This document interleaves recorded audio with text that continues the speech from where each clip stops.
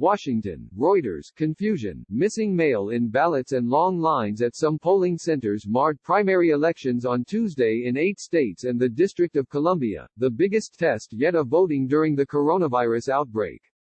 The most extensive balloting since the pandemic sparked lockdowns in mid-March served as a dry run for the November 3 general election. It offered a glimpse of the challenges ahead on a national scale if that vote is conducted under a lingering threat from COVID-19. All of the states voting on Tuesday encouraged or expanded mail-in balloting as a safe alternative during the outbreak, and most sharply reduced the number of in-person polling places as officials struggled to recruit workers to run them. That led to record numbers of mail-in ballots requested and cast in many states, along with an explosion of complaints about delayed ballots and questions about where to vote after polling places were consolidated. The big story out of Pennsylvania is really voter confusion, said Suzanne Almeida, interim director of government watchdog Common Cause Pennsylvania. Polling places in at least 4 Pennsylvania counties opened late, and voting machines failed in at least 3 of the state's counties, including Philadelphia, according to the Pennsylvania Election Protection Coalition voting rights group.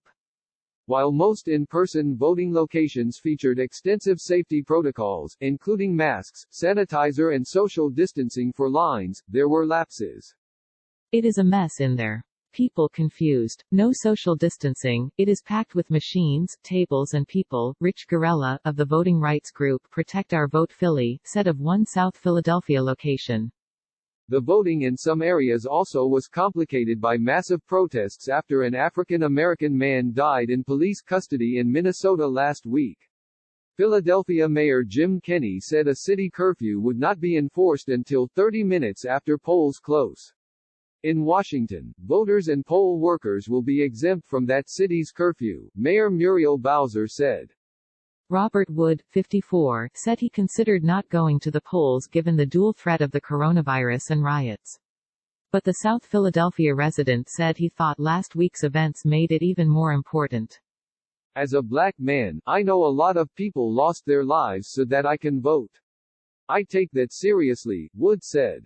Counting the flood of mail-in ballots could delay the results, officials said.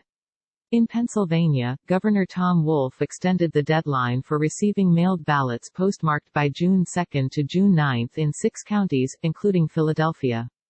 Pennsylvania and 3 of the other states voting, Indiana, Maryland and Rhode Island, had delayed their nominating contests from earlier in the year to avoid the worst of the coronavirus outbreak that has killed more than 105,000 people in the United States.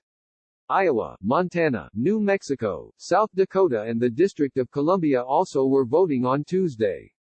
The primaries come amid a partisan brawl over voting by mail, which Democrats support as a safe way to cast a ballot and Republican President Donald Trump condemns as ripe for fraud.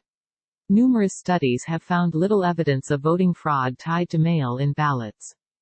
Former Vice President Joe Biden has essentially wrapped up the Democratic presidential nomination to face Trump in November, but 7 of the states also will have primaries for state and congressional offices. Among the top races contested on Tuesday is a Republican congressional primary in Iowa. U.S. Representative Steve King, who has a long history of making racially charged remarks, faces a stiff re-election challenge after being largely abandoned by party leadership.